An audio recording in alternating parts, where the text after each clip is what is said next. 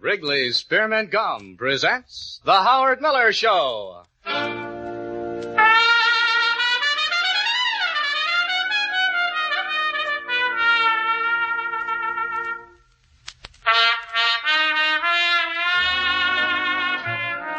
And now here with music on records is Howard Miller.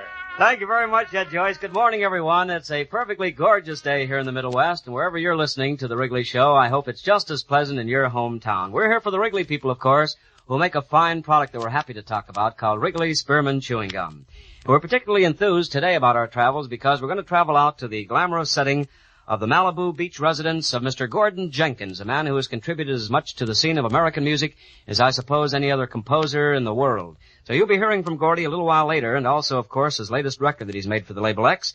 We're going to talk a little bit about Wrigley and about the trivia of this day. This day, of course, is Thursday, August the 18th, and a swell day to get underway by listening to a good vocal by J.P. Morgan called Swanee.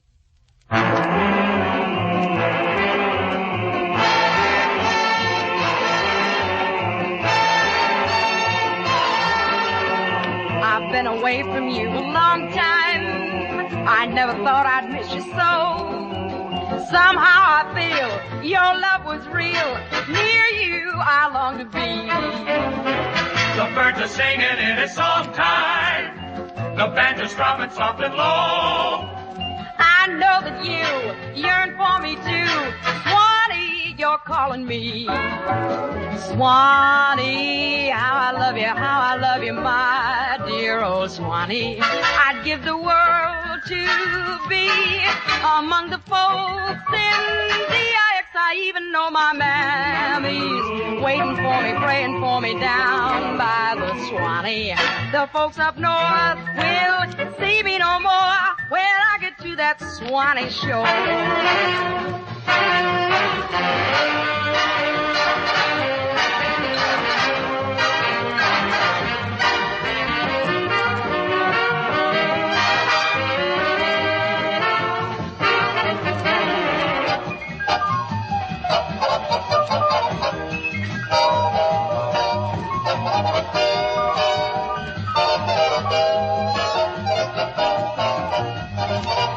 Swanee, Swanee, Swanee, Swanee, I'm coming back to Swanee. to Swanee, Mammy, Mammy, Mammy, Mammy. I love the old folks at home.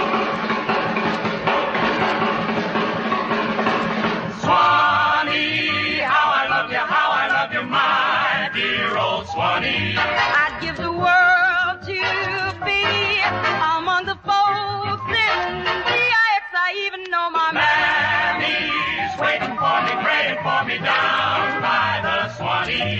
The folks up north will see me no more When I go to the Swanee shore. Isn't that a real exciting, provocative sound? That's Miss J.P. Morgan, a little girl who is scheduled for one of our broadcasts at a future date, and a fine Victor recording that came out almost in the footsteps of the old Al Jolson standard called Swanee. You know, it's real testimony to a product where wherever you go, you can buy that product. And while I haven't been in every city in every state of the Union, or even in every country of this world of ours, I can assure you that no matter where you go, you're able to buy Wrigley's Spearmint Chewing Gum. Now, as I said before, that's tremendous testimony to the quality and the value and the good benefits of Wrigley's, and of any product. Because if you can go to a foreign land and buy the product that you're used to having in your own hometown, chances are that product is bound to be good. And thus is the story of Wrigley's Spearmint Chewing Gum. Actually, we prefer that you always carry a pack with you, but if you're without Wrigley's Spearmint, just remember wherever you go today, drugstore, grocery store, wherever it is, out on the highways, most gas stations, you're able to pick up this wonderful product. And even the name alone implies a cool, friendly taste. Wrigley's Spearmint Chewing Gum. I hope that you'll try it at your earliest opportunity. I know that you know the product. It's the finest you can buy. You get some, will you? Wrigley's Spearmint Chewing Gum. Well, whenever I listen to the words Malibu Beach, it always conjures up a very glamorous setting, and so be it today, because there in the beach home of Mr. Gordon Jenkins, our CBS engineers have set up facilities for this particular broadcast. Gordon, how's the weather out in California? Well, Howard, it just couldn't be any better. It's about 70, the sun's out bright, there's no wind, and it's just wonderful today. You know, the other day we had one of your Californians on this broadcast, and they gave us the same story, and what I find out, Dr. Anthony, is whether or not you're all on the payroll of the Chamber of Commerce. Is it really always nice out there? No, it's not always, Howard. It's been pretty bad, as a matter of fact. It's been foggy and a little on the chilly side, yes. but... where is Malibu in respect to Los Angeles, say, Gordy? It's about 35 miles from Hollywood, Howard. It's a 25-mile stretch of beach, and it's about an hour's drive from Hollywood out to the beach. I see. Then you're very close, for instance, to a city like Santa Monica, which is right on the water.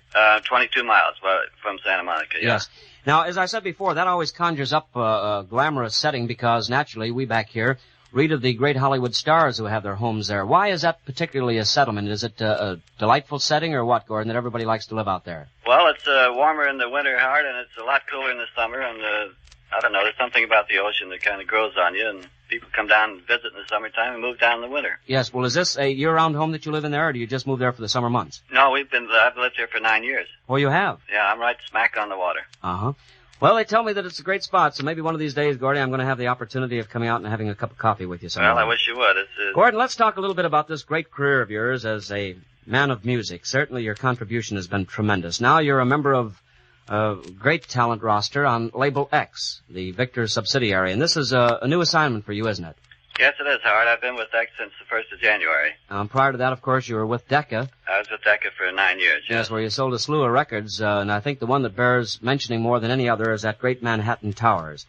Gordon, what was the inspiration behind Manhattan Towers when you wrote it? Well, I went to New York and I saved up some money to have myself a little vacation and moved into a hotel called the Ritz Tower there and had a lot of people out and had a lot of fun, and I've always loved New York. And when I got home, I started writing down what had happened back there, and it ended up being Manhattan Tower. Yes, would you say then, therefore, it was pretty much a distillation of your own experiences? Yeah, it's the names in it are real. Noah, the waiter, was a real waiter. He's now an insurance salesman in Brooklyn. Is that right? And all the names on the record were real people. Well, now, Gordon, unlike most albums, that had a great popular acceptance, and despite the fact that for a long while it was banned from radio, Decca wouldn't give us the release on it. Of course, now they've lifted that ban, and it's being played by disc jockeys.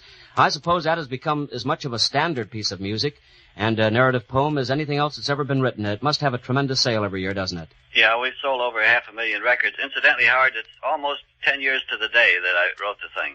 Is that right? 10 years ago? Just almost to this day, yeah. Well, I know that practically everyone that's listening to us this morning has probably heard Manhattan Towers, but if they haven't, I just want to give it a little plug because I think it's one of the most delightful things that anybody has ever written. How long did it take you to complete it, Gordy?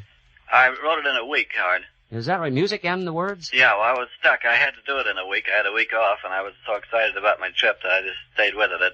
It would generally take a lot longer than that. Yes. But... Well, now, in your writing, Gordon, do you find that you can usually sit down and create something, or do you have to be inspired? Do you have to feel something before you can actually write what you consider good writing? Well, I think you have to feel right. It's, if you have a job to do, after all, I've been doing it for a long time. If I have to write something to order for next Friday, I'll have acceptable composition done by then, you know. Yes. But to really jump, I think you have to be in a pretty good humor and have something that kind of inspires you to do it. Well, certainly most of the great things that are turned out by writers are turned out in a moment of inspiration rather than an assignment, isn't it? Yeah, for instance, in 7 Dreams, I wrote the first 3 dreams in about 4 days, and it was 2 years before I got the rest of them done. You know, you just couldn't get the feel for the rest of it, was that it? Yeah, I just couldn't get started, and I'm kind of lazy, and I just let it slide. Yes. Finally, Jimmy Hilliard insisted that I finish it, so I did. I think it was Frank Lesser here in Chicago one time told me that practically every songwriter has a whole trunk full of manuscripts that have never been published, that he's never even exposed to the world. Is that generally true with most writers? Is it true with you, Gordon? It's true with me. I was just cleaning up my studio the other day. I found about 19 songs that I've never made any attempt to record or have published or anything. Well, now, how do you know that there isn't a potential hit lurking there among those 19? Well, I don't. I'm lazy. Also, well, when you're out in that Malibu beach surrounding, I can certainly understand and appreciate the fact that you would be. Are you in beach togs now? Just about what the law allows. You go in for a dip every day, huh? As soon as you and I are through, I'll be in that ocean. Oh, I envy you. Don't swallow too much of that salt water. Now, Gordon, you've got this fine new record that's breaking out for a hit across the country. Your orchestra and chorus, I think I should properly call it Gordon Jenkins Orchestra and Chorus, a Label X recording of Good Night, Sweet Dreams. Let's listen to it. Right. Good night, sweet dreams, Mary Lou. Good night, sweet dreams, Mary Lou. Good night, wherever you are. Good night, sweet dreams, Mary Lou. Your lips so inviting, your eyes deep as wine. How well I remember when they were all mine. Your arms sweet and tender, your hair soft and bright. Where are you, my darling? Where are you tonight? Good night, sweet dreams, Mary Lou. Good night, sweet dreams, Mary Lou. Good night, wherever you are. Good night, sweet dreams, Mary Lou. I loved you, I left you, the fault was my own. I left you, I lost you, to walk all alone. Now I am the one, dear, who cries in the night. Where are you, my darling, where are you tonight? Good night, sweet dreams, Mary Lou. Good night, sweet dreams, Mary Lou. Good night, wherever you are. Good night, sweet dreams, Mary Lou. Oh, how could another tear us two apart? I should have remembered that you held my heart. I know you will never again cross my side. Where are you, my darling? Where are you tonight? Good night, sweet dreams, Mary Lou. Good night, sweet dreams, Mary Lou. Good night, wherever you are. Good night, sweet dreams, Mary Lou. Oh, that's such a warm, wholesome sound. I just love it. That's going to be a tremendous hit. Gordon Jenkins, the orchestra and the chorus, with his Label X recording of Good Night, Sweet Dreams, Good Night. Gordon, just one last pointed question to you, because I know that you, being the man of music that you are, can probably give me a good and reasonable answer. Where does rhythm and blues fit into the picture of American music today? Is it a trend, a fad, or is it a part of our established heritage now? Well, I think I don't think it's a trend. Hard, after all, they always had it. It's just, it never got the attention that it's gotten in the last couple of years. I have teenage children, and they bring these records down, and I pull out records that I played when I was their age, and they're the same thing. They're outside of a change of style. It's just that the disc jockeys never paid much attention to that kind of a record until the last couple of years. I don't know what brought that about. Yes, well, actually, then the kids are not becoming radical in their tastes. It's just something that was a dormant desire. That's right. I think they've always had that sort of records. At least I certainly have had them in my collection right through the years. Yes. Well, I want to thank you very, very much, Gordon, for taking time out from the swimming lessons this morning with the teenage kids. Thanks a lot for being a part of our Wrigley Spearmint Chewing Gum show. Thank you, Howard. It's been wonderful. Thank you. That was Gordon Jenkins from the glamorous setting of Malibu Beach out in Los Angeles, California. And this is Howard Miller from Chicago. It's been delightful for me being here with you again for Wrigley Spearmint Chewing Gum. Remember, you can buy it in every country of the world, but you take a pack with you. Wrigley Spearmint Chewing Gum. See you tomorrow. Bye for now.